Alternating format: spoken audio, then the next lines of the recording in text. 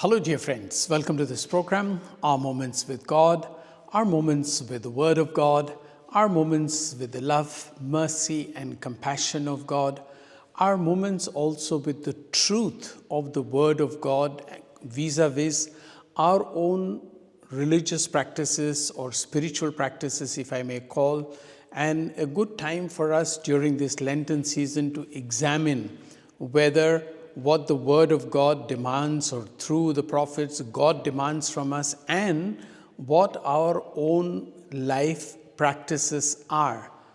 Our thinking, our actions, our attitudes, etc. And all that is possible when we really look at ourselves, which is what the Lenten season is inviting us to do. And I invite you also to share the videos with others so that others also take a chance and time to reflect on the Word of God and spend their time of Lenten season in a more fruitful way. Ask them to subscribe to the channel, press the like button, and also write your comments. Thank you very much. Today, in the first reading from the book of Isaiah, God is telling the prophet, "Go cry out and tell the people, tell them about their wickedness, and tell the house of Jacob about their sins." And the reading goes further by saying, God is telling them that they seek to know me. They seek my face. They even fast. And then he goes on to say, is this the fast that I want to see? That people are bending like a reed because they are fasting. And they are even putting ashes on themselves. On Ash Wednesday, we put ashes and we began the time of fasting, prayer, and almsgiving, etc. And then God is saying that they bend like reed and sit in sackcloth and ashes, thinking that that is the fast I want. And God is very directly asking the question, is that the type of fast I ask or I desire?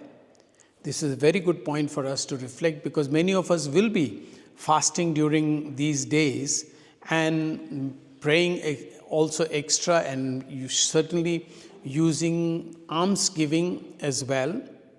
But what God is asking, is this the type of fast I like or I desire? No, he says. The type of fast I desire, he says, is that you free the oppressed people, that whatever you are, share your bread with the hungry. If I may just read, because it is read very beautifully in this lesson from the book of Isaiah. Then this is what, this rather is the fasting that I wish, releasing those bound unjustly, untying the thongs of the yoke, setting free the oppressed, breaking every yoke, sharing your bread with the hungry, sheltering the oppressed and the homeless, clothing the naked when you see them, and not turning your back on your own. Then your light shall break forth like the dawn. I'm standing here today before the picture and painting of Saint Vincent de Paul, and as you can see here, this man has a chain here, and there is that young girl, and Saint Vincent de Paul has the child in his arms. But this is the type of work that Vincent de Paul did about 400 years ago, began in Paris. Something similar that Mother Teresa did for the people who were starving and dying of sicknesses, some of them even with worms in their wounds, cleansing them, freeing them, and letting them die with dignity. This is what Mother Teresa always said. And God is making very clear that this is the type of fast I want. Yes, fasting we will all do during this time, and we will have some kind of mortification. When we feel hungry, then we can also compare ourselves to those people who are hungry. But if we just stop there, that we compare how hungry they must be when we feel hungry, that's not enough. God says, share your bread with the hungry. So fasting also means that what you save from fasting, you have to share it with others. And if you find people who are oppressed with different kind of things, you have to make them free. And particularly about justice. If you have cheated people, or if you think that you have exploited people, cheating is one. Sometimes you are not cheating, but you are exploiting people. That's another kind of cheating. And God says very clearly, this is the type of fast I desire. So there is a lot I can say about this, but this is a very beautiful picture here of how this man is getting freed from these chains of his and from oppression. And in the gospel, of course, beautifully, the disciples of John come and ask Jesus that John's disciples and the Pharisees fast, but your disciples do not fast. So there is a talk about fasting and what kind of fasting God is expecting from us, and people coming and asking Jesus that your disciples don't fast.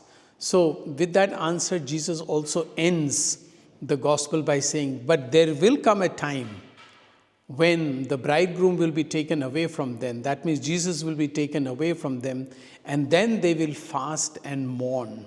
Yes, as long as Jesus is with us, he helps us to do these kinds of acts of charity for people, that our fast does not become just external sign, our only sackcloth and ashes, but it translates into real action, especially for the poor and the oppressed.